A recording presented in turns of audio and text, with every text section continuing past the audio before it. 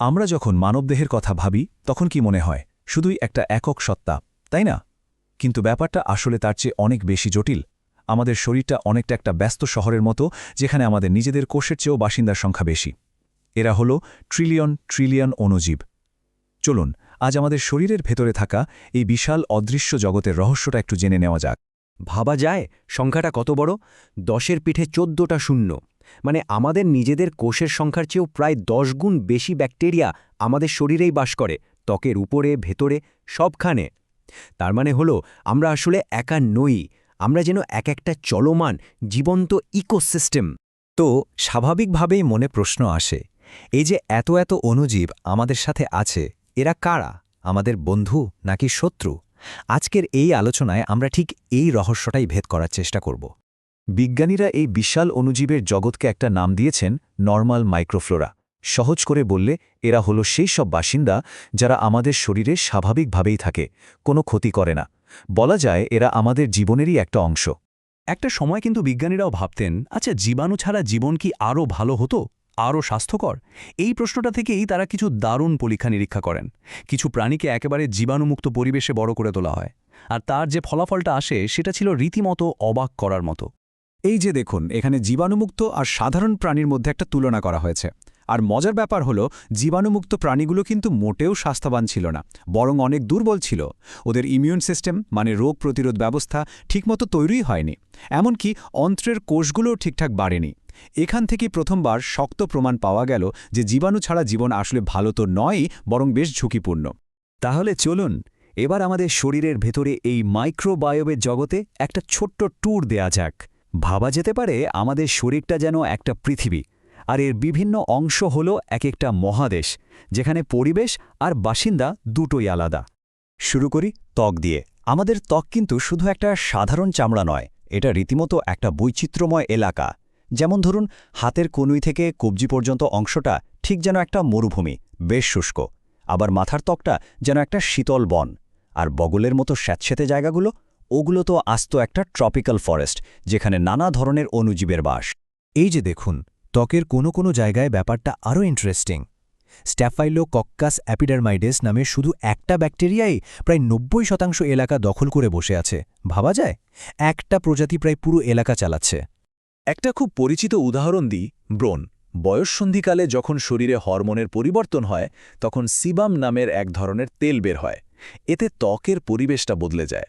আর ঠিক এই সুযোগটাই নেয় প্রোপিওনি ব্যাকটেরিয়াম অ্যাকনেজ নামের এক ধরনের ব্যাকটেরিয়া। এদের সংখ্যা বেড়ে গিয়েই ব্রণের সমস্যাটা দেখা দেয়। আচ্ছা, ত্বক তো গেল, এবার চলুন শরীরের আরও ভেতরে যাই, আমাদের পরিপাকতন্ত্রে। এটা একটা লম্বা রাস্তার মতো। শুরুটা হয় পাকস্থলী থেকে, যেটা অ্যাসিডের কারণে প্রায় ফাঁকা, খুব বেশি জীবাণু থাকতে পারে না। কিন্তু রাস্তা যত এগোতে থাকে, মানে ক্ষুদ্রান্ত্র পেরিয়ে কোলনের দিকে, ব্যাকটেরিয়ার ভিড় বাড়তে থাকে। আর শেষে কোলনে গিয়ে তো এটা রীতিমতো একটা মেগাসিটিতে পরিণত হয়। কোলনকে কেন মেগাসিটি বলছি? কারণ এখানকার ঘনত্বটা শুনলে অবাক হতে হয়। প্রতি 1 গ্রাম ওজনে প্রায় 100 বিলিয়ন ব্যাকটেরিয়া থাকে, মানে 10,000 কোটি। ভাবুন তো, পৃথিবীর মোট জনসংখ্যার চেয়েও কত গুণ বেশি। আর জানেন, একটা শিশুর অন্ত্রে কোন ধরনের ব্যাকটেরিয়া থাকবে সেটা কিন্তু তার প্রথম খাবার থেকেই ঠিক হতে শুরু করে। যেমন যে শিশুরা মায়ের দুধ খায় তাদের অন্ত্রে বিফিডোব্যাকটেরিয়া নামের উপকারী ব্যাকটেরিয়ার সংখ্যা বেশি থাকে। কিন্তু যারা বোতলের দুধ খায় তাদের ক্ষেত্রে ব্যাকটেরিয়ার ধরনটা আবার অন্যরকম হয়। আর এই পার্থক্যটা কিন্তু পরে তাদের স্বাস্থ্যের ওপরও প্রভাব ফেলে। শুধু ত্বক বা অন্ত্রই নয়, শরীরের আরও অনেক জায়গায় এদের বাস। যেমন আমাদের মুখগহ্বরে থাকা ব্যাকটেরিয়াই কিন্তু দাঁত খারাপ হওয়ার একটা বড় কারণ। আবার একটা মজার তথ্য দিই, আমাদের ফুসফুসের ভেতরের অংশটা কিন্তু সাধারণত জীবাণুমুক্ত থাকে। আর ইউরোজেনিটাল ট্র্যাক্টের ব্যাকটেরিয়ারা তো আরও জটিল। বয়স, হরমোন এসবের সাথে সাথে এরাও বদলাতে থাকে। এতক্ষণ তো আমরা এই অদৃশ্য সঙ্গীতের ভালো দিকগুলো নিয়ে কথা বললাম, কিন্তু গল্পের একটা টুইস্ট আছে। এই যে বন্ধুরা, এরা কিন্তু সবসময় বন্ধু থাকে না। বিশেষ কিছু পরিস্থিতিতে এরা ভয়ঙ্কর শত্রুও হয়ে উঠতে পারে, ঠিক যেন একটা দুমুখ তলোয়ার। সাধারণত কি হয়, আমাদের শরীরের ভালো ব্যাকটেরিয়াগুলো একটা সুরক্ষার দেয়াল তৈরি করে রাখে। বাইরে থেকে কোনো ক্ষতিকর জীবাণু এলে এরা তাদের সাথে জায়গা আর খাবারের জন্য প্রতিযোগিতা করে। ফলে খারাপ জীবাণুরা সহজে সুবিধা করতে পারে না। কিন্তু এই দেয়ালটা তখনই ভাঙে যখন ভেতরের ভারসাম্যটা নষ্ট হয়ে যায়। আর যেই না এই ব্যালেন্সটা বিগড়ে গেল, আমাদের বন্ধুরাই হয়ে ওঠে শত্রু।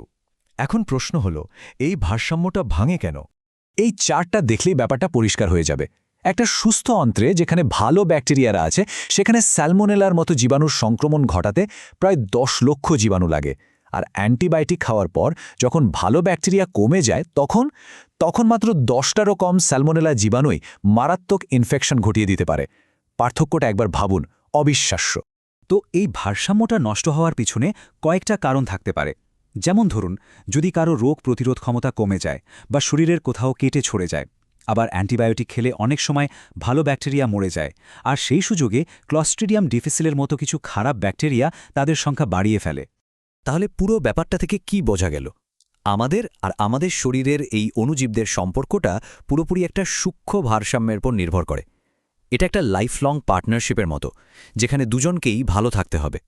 এই কথাটাই কিন্তু আজকের আলোচনার মূল সারমর্ম। যে জীবাণুরা সুস্থ শরীরে আমাদের বন্ধু, সেই একই জীবাণুর শরীর দুর্বল হয়ে পড়লে রোগের কারণ হয়ে দাঁড়ায়। তার মানে আসল সমস্যাটা জীবাণুর নয়, সমস্যাটা হলো আমাদের শরীর আর জীবাণুর মধ্যে সম্পর্কের যে ভারসাম্য, সেটা নষ্ট হয়ে যাওয়া। সুতরাং স্বাস্থ্য মানে কিন্তু জীবাণুমুক্ত থাকা নয়। স্বাস্থ্য মানে হল শরীরের ভেতরের এই ইকোসিস্টেমটাকে সুস্থ আর ভারসাম্যপূর্ণ রাখা।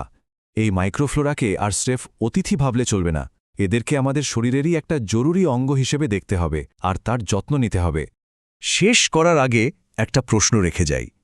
মাইক্রোবায়োম নিয়ে যেহেতু আমাদের জানাশোনা দিন দিন বাড়ছে, তাহলে কি ভবিষ্যতে এমন দিন আসবে যখন ডাক্তাররা অসুস্থতার জন্য ওষুধের সাথে সাথে নির্দিষ্ট কিছু উপকারী ব্যাকটেরিয়াও প্রেসক্রাইব করবেন?